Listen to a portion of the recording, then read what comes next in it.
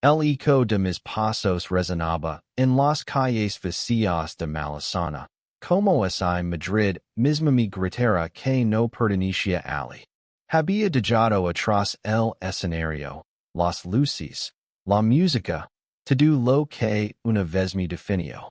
Pero lo que más pasaba en mi pecho era el rostro de Alejandro, mi manager, mi guía, mi amor no confesado, que cree haber perdido para siempre.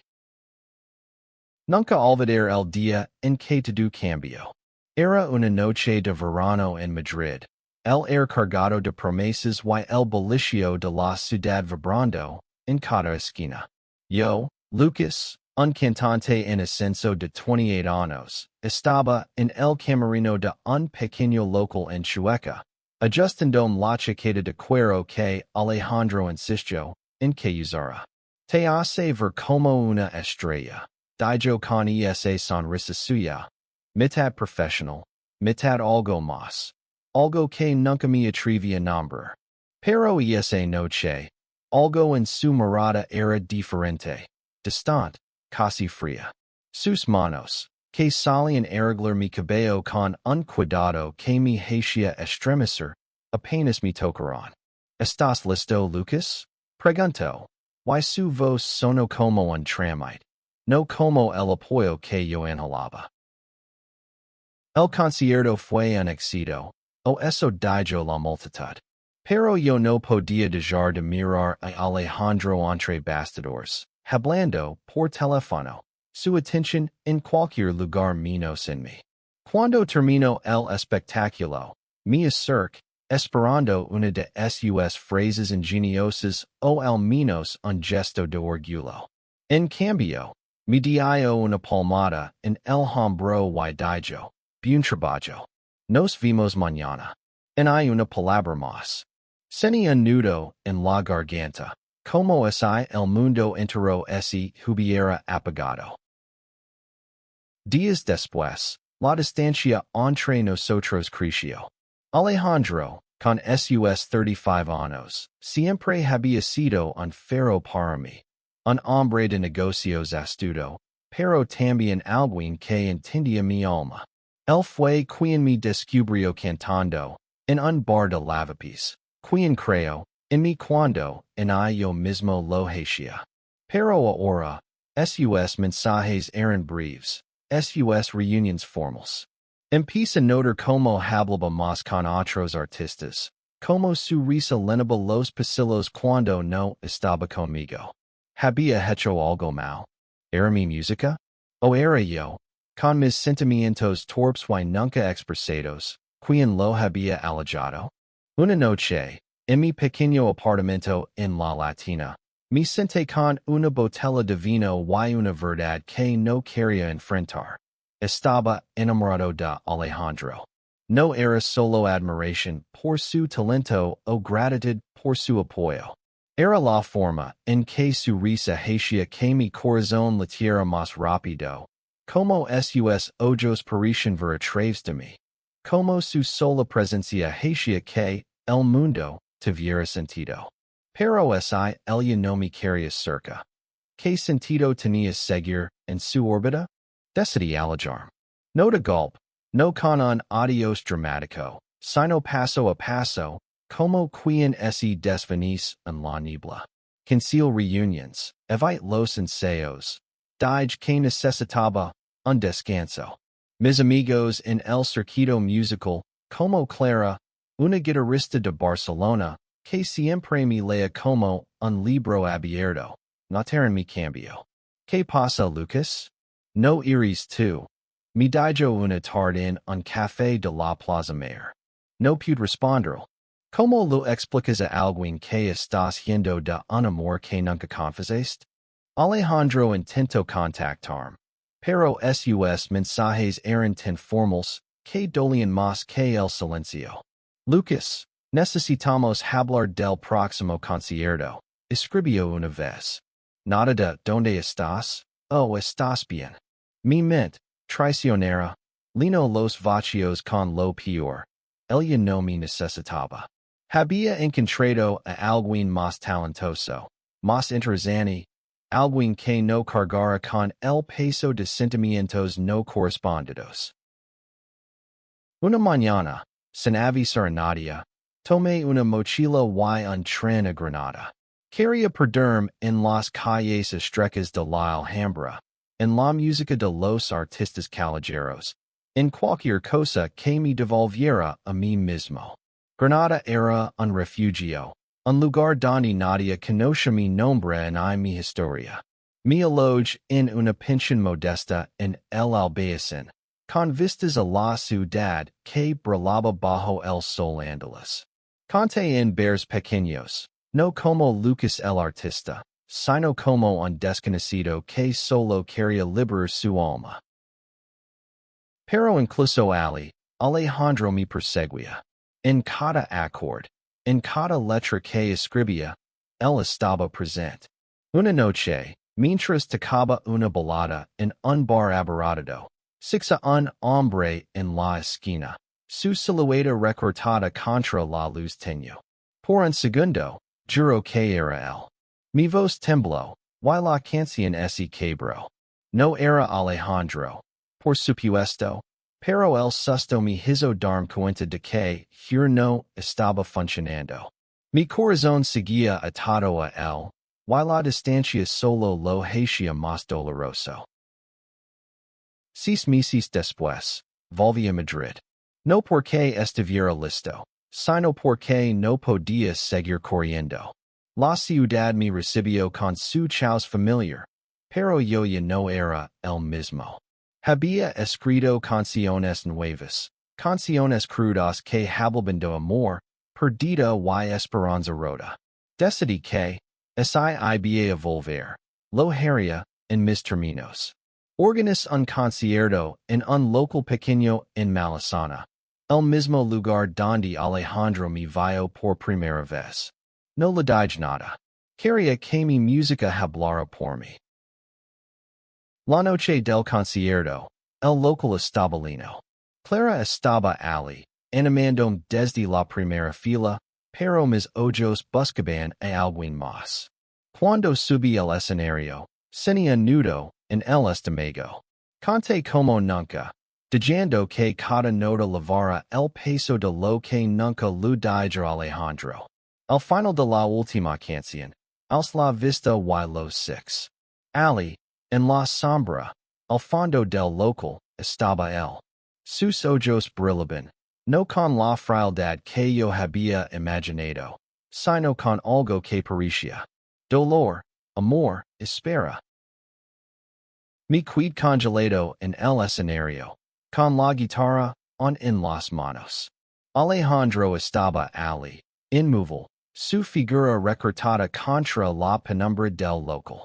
La multitud aplaudía, pero el sonido se desvanecía en un zumbido lejano. Todo lo que veía era a él, con su chaqueta oscura y esa mirada que siempre había sido mi ancla. Vaya del escenario, ignorando las voces que me llamaban, y me acerqué.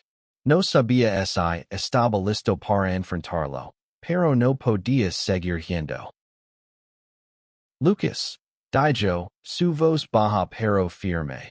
Como si temiera romper algo frágil entre nosotros. ¿Por qué te fuiste? Sus palabras no eran una acusación, sino una súplica. Me quedé sin aire. ¿Por qué me fui? Porque pensé que no me querías, que no era suficiente, que mi amor por ti era una carga. Pero no dije nada de eso. Solo logré murmurar. Necesitaba espacio. Nos sentamos en una mesa apartada. El ruido del bar como un telón de fondo. Alejandro pidió un whisky. Yo, un agua. Porque necesitaba mantener la cabeza clara. Él me miró, y por primera vez en meses, sin que me vea de verdad. No me dijiste nada, dijo. Un día estabas aquí, y al siguiente. Desaparecido. Sabes lo que fue para mí buscar y no encontrar. Sus manos temblaban ligeramente. Y me di cuenta de que el hombre que siempre parecía tener todo bajo control estaba tan perdido como yo. Intento explicarme, pero las palabras ese enredaban. Lo canti sobre mis dudas, sobre como su distancia me hizo creer que ya no era importante para él. Tú estabas tan ocupado, Alejandro, con otros artistas, con reuniones. Pensé que yo era solo un proyecto más. El frunció el seno, como si mis palabras lo hirieran. Lucas, nunca fuiste solo un proyecto. Iris, se detuvo, mirando su vaso, como si buscara las palabras correctas, en el líquido ambarino. ¿Por qué no me lo dijiste? Preguntó después de un silencio que pareció eterno. Si sientes algo, ¿por qué no hablaste? Miré, una risa amarga. ¿Hablar? ¿Why decir que estoy enamorado de ti? Que cada vez que me miraba, sentía que podía conquistar el mundo, pero que cuando dejaste de hacerlo, todo ese derrumbo. Las palabras salieron como un torrente, y me arrepentí al instante. Pero ya no había vuelta atrás.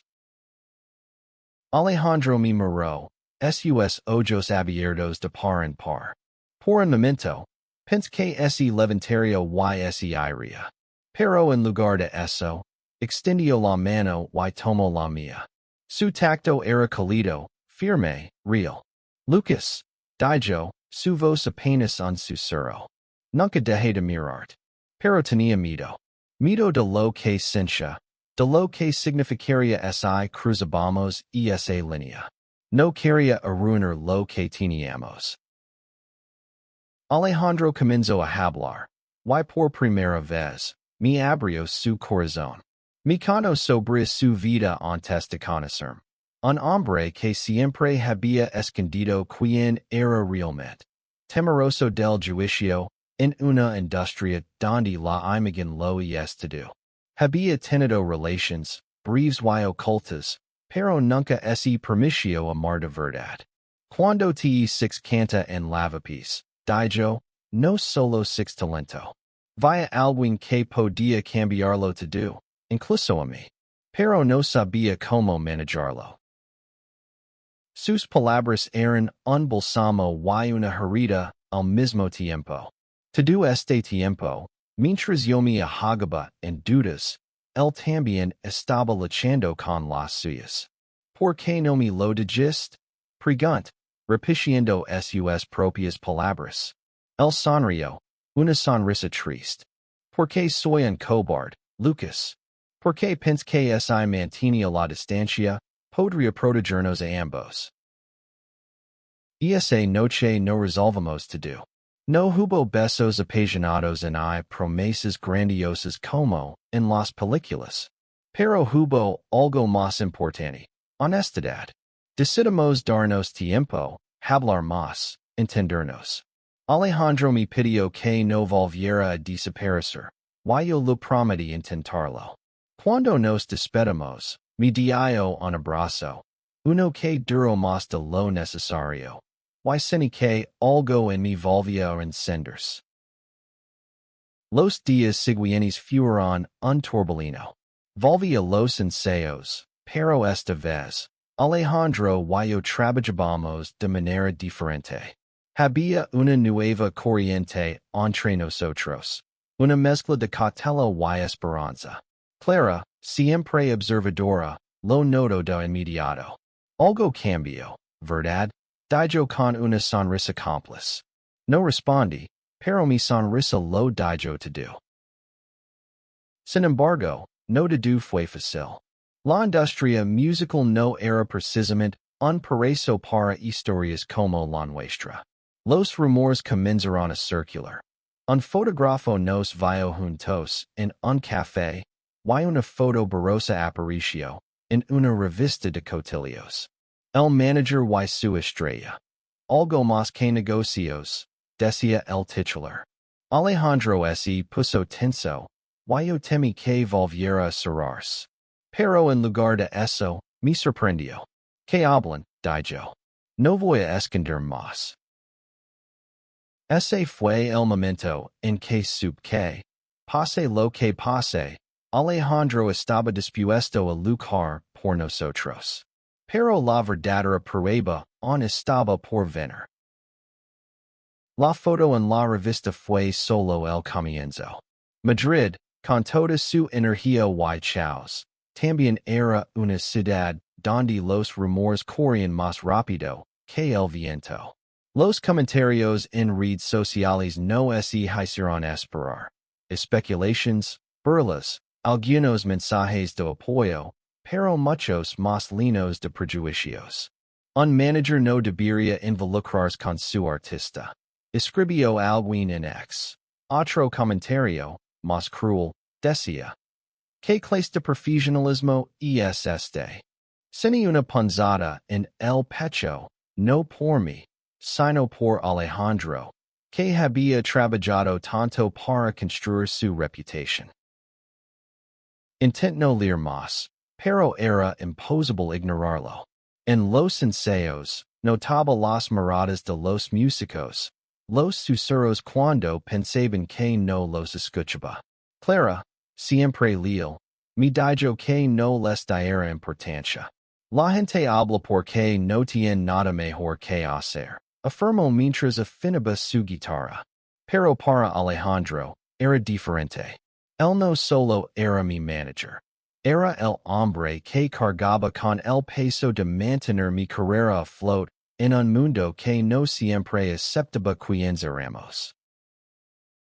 Una tarde, en su oficina en el centro de Madrid, Alejandro me llamó para hablar. Entré esperando encontrar al hombre seguro de sí mismo que siempre había conocido, pero en su lugar sixa alguien agotado. Había círculos oscuros bajo sus ojos, y su escritorio estaba cubierto de papeles y contratos.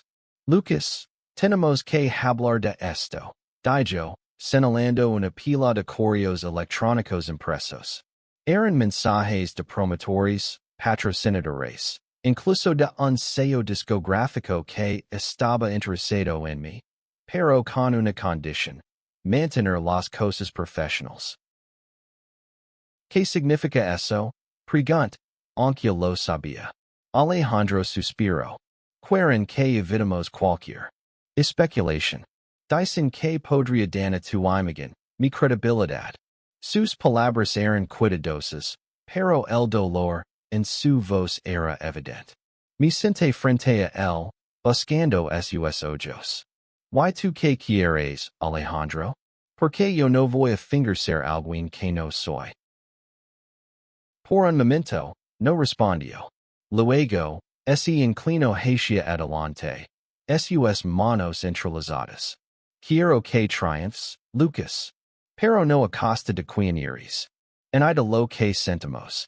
Sus palabras me golpearon con fuerza. Por primera vez, sentí que no solo estábamos luchando contra el mundo, sino también contra nosotros mismos. Contra el miedo de perder lo que apenas comenzábamos a construir. Decidimos seguir adelante, pero con un plan. Organizamos un concierto importante en el Teatro Real, un lugar icónico que podía ser el trampolín para mi carrera o el final de todo. Era un riesgo, pero ambos lo aceptamos.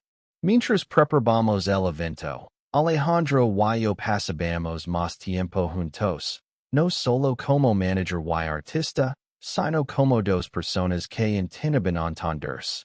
Una noche, mientras revisábamos el setlist en su apartamento, nuestras manos se rozaron. Ninguno se apartó. Nos miramos, y por un momento, el mundo entero desapareció. No hubo palabras, solo un beso, lento y lino de todo lo que no nos habíamos atrevido a decir.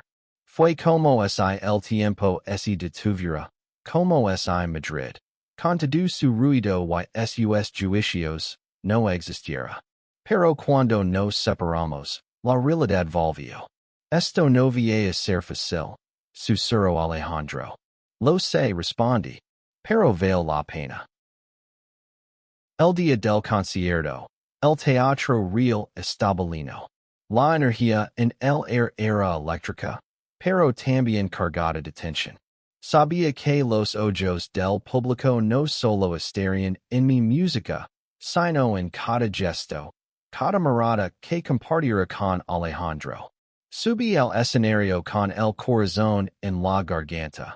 Pero cuando las luces se encendieron y las primeras notas resonaron, algo en mí se liberó. Canté sobre amor, sobre dolor, sobre ser fiel a uno mismo. Cada canción era una carta abierta, no solo a Alejandro, sino al mundo. Al final del concierto, hice algo que no estaba en el guión. Tomé el micrófono y, con la voz temblando, dije: Esta noche no solo canto para ustedes, sino para alguien que creo en mí cuando nadie más lo hizo. Alguien que me enseñó que el amor, en todas sus formas, es lo que nos hace humanos. Mira Alejandro, que estaba entre bastidores, y six lágrimas en sus ojos. El público aplaudió, algunos con entusiasmo, otros con reservas, pero en ese momento, no importaba. Habíamos dado un paso que no podíamos deshacer. El concierto en el Teatro Real fue un punto de inflexión, pero no el final de la tormenta. Los titulares al día siguiente eran una mezcla de alabanzas por mi actuación y especulaciones sobre mi vida personal. Lucas brilla, pero a qué costo, decía un artículo.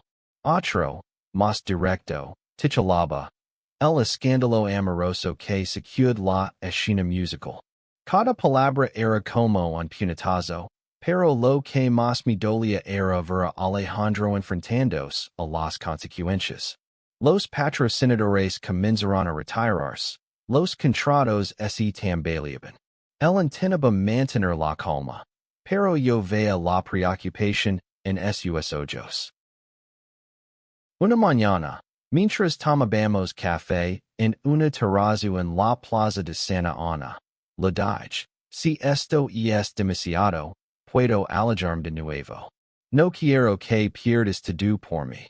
Alejandro dejó su taza y me miró con una intensidad que me hizo estremecer. No voy a perder otra vez, Lucas. No me importa lo que digan. Lo que tenemos es más grande que cualquier contrato. A pesar de sus palabras, no podía evitar sentirme culpable. Alejandro había construido su carrera con esfuerzo, y ahora, por nuestra relación, todo estaba en riesgo. Intent concentrarme en la música, en escribir canciones nuevas, pero las dudas me perseguían. ¿Valió la pena? Era egoísta correrlo todo. Mi carrera, nuestro amor, la aceptación del mundo. Clara, como siempre, fue mi voz de la razón. Una tarde, mientras pasábamos por el retiro, me dijo: Lucas, el amor no es un lujo, es un derecho. Y si Alejandro y tú estáis dispuestos a luchar por él, nadie tiene derecho a deciros que no podíais. Sus palabras me dieron fuerza, pero también me hicieron darme cuenta de que la lucha no era solo contra el mundo exterior, sino también contra nuestros propios miedos. Alejandro y yo decidimos ser más abiertos. No queríamos escondernos, pero tampoco queríamos que nuestra relación fuera el centro de todo. Empezamos a trabajar en un nuevo álbum, uno que hablara de amor, identidad y resistencia. Cada canción era un pedazo de nosotros, una forma de reclamar nuestra narrativa. Alejandro, con su visión de mánager, encontró aliados inesperados, pequeños sellos discográficos, artistas locales, incluso fans que nos enviaban mensajes de apoyo desde toda España. Una noche, mientras ensayábamos en un estudio en Atocha, Alejandro me sorprendió con una idea. ¿Qué tal si hacemos un concierto benéfico? Algo para apoyar a jóvenes LGBT que están luchando por ser quienes son. La idea me emocionó. No solo era una forma de devolver algo a la comunidad, sino también demostrar que no nos renderíamos. Organizamos el evento en un parque al aire libre en Lavapiés, el barrio donde todo comenzó. Fue una noche mágica. Luces colgando de los árboles. Músicos locales uniéndose a nosotros. Y una multitud que cantaba con nosotros. Por primera vez, sentí que no estaba solo. Alejandro estaba a mi lado, no como mi manager, sino como mi pareja, mi igual. Cuando subí al escenario, dediqué el concierto a él, sin miedo, sin reservas. Esto es para el hombre que me enseñó a no esconderme. Dije. La multitud rugió, y sixa Alejandro sonreír desde la primera fila, su rostro iluminado por algo más que las luces del escenario. El concierto benéfico fue un éxito, pero también un recordatorio de que no todos estaban de nuestro lado. Los comentarios en ex Southeast dividieron. Algunos nos llamaban valientes, otros nos acusaban de usar nuestra relación para ganar atención. Una emisora de radio conservadora incluso se negó a tocar mis canciones, diciendo que mi estilo de vida no encajaba con sus valores. Cada rechazo era un golpe, pero también un recordatorio de por qué seguíamos adelante. Alejandro, siempre estratega, encontró formas de contrarrestar la negatividad. Contacto con medios progresistas, organizó entrevistas donde pudiéramos contar nuestra historia en nuestros propios términos. Pero la presión seguía creciendo. Una noche, después de una larga jornada de reuniones, lo encontré en su apartamento, mirando por la ventana con una expresión que no pude descifrar. ¿Estás bien? Pregunté. Él se giró, y por primera vez, 6 lágrimas en sus ojos. Solo quiero que seas feliz, Lucas. Pero a veces me pregunto si te estoy arrastrando a algo que no puedes soportar. Sus palabras me rompieron. Me acerqué y lo abracé, sintiendo el peso de todo lo que habíamos enfrentado. Alejandro, tú no me estás arrastrando. Estoy aquí porque te amo. Y no voy a dejar que el mundo nos diga quiénes podemos ser. Él me abrazó con fuerza, y en ese momento, supe que, pase lo que pase, lo enfrentaríamos juntos. Decidimos tomarnos un tiempo para nosotros. Nos escapamos a Cutas, a una pequeña casa junto al mar. Ali, lejos de las cámaras y los titulares, encontramos un espacio para ser solo Lucas y Alejandro, no el cantante y el manager. Caminábamos por la playa al atardecer, hablábamos de nuestros sueños, de un futuro donde pudiéramos ser libres. Una noche, bajo un cielo lleno de estrellas, Alejandro me tomó de la mano y dijo: Quiero construir una vida contigo. No solo una carrera, sino una vida. Volvamos a Madrid con una nueva determinación. El próximo concierto sería en la Sala Riviera, un lugar emblemático. Esta vez, no solo cantaríamos sobre amor, sino que lo celebraríamos sin miedo. Invitamos a otros artistas LGBT, convirtiendo el evento en un manifiesto de resistencia y orgullo. La noche fue inolvidable. La música, las luces, la energía de una multitud que cantaba con nosotros. Por primera vez, sentí que no solo éramos aceptados, sino celebrados. Al final del concierto, Alejandro subió al escenario. Tomó mi mano frente a todos y dijo: Este es el hombre que me enseñó a ser valiente.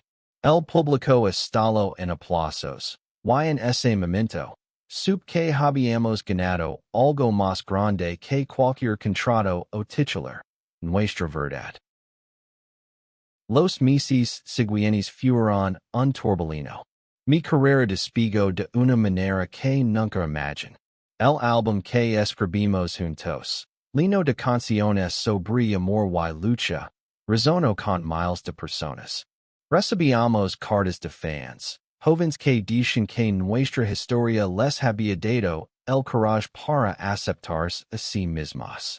Cada mensaje era un recordatorio de que nuestra lucha valía la pena. Alejandro y yo encontramos un equilibrio. Él seguía siendo mi mánager, pero también mi compañero. Nos mudamos juntos a un apartamento en Chambéry, un lugar lleno de luz y música. Ali, planeábamos el futuro, más conciertos, un nuevo álbum, tal vez una gira por Europa.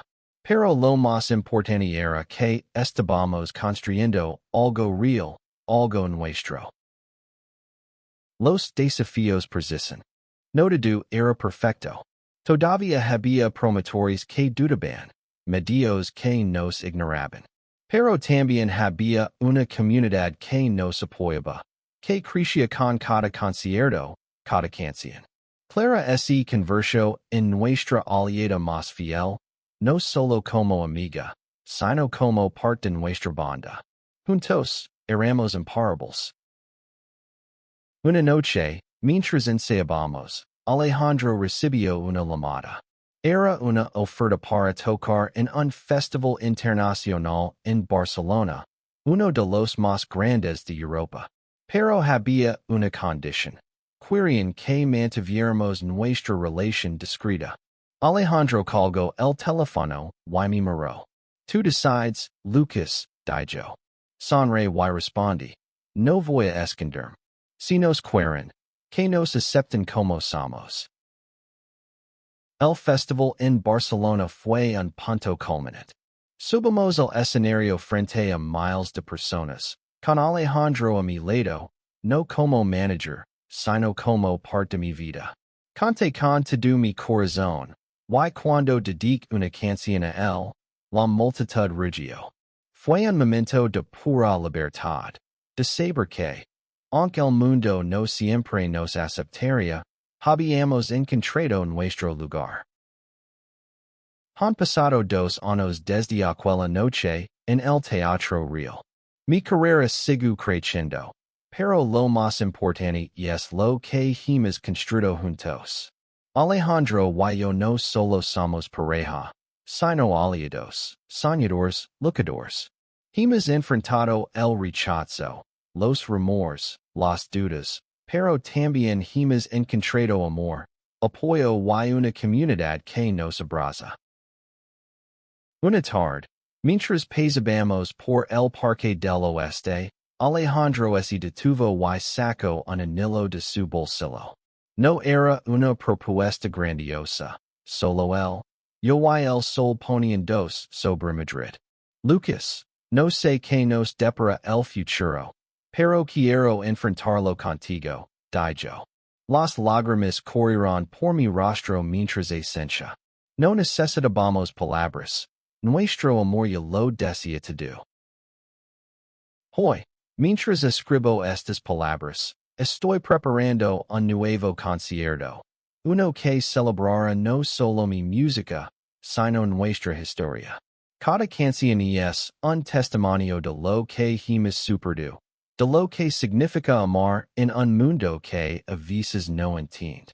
Pero también es un mensaje de esperanza, que el amor, en todas sus formas, siempre encontrará una manera de brillar. Alejandro sigue siendo mi manager, mi amor, mi hogar. Y aunque una vez creí que me había alejado del foco, ahora sé que él siempre estuvo esperándome en la sombra, listo para caminar a mi lado hacia la luz.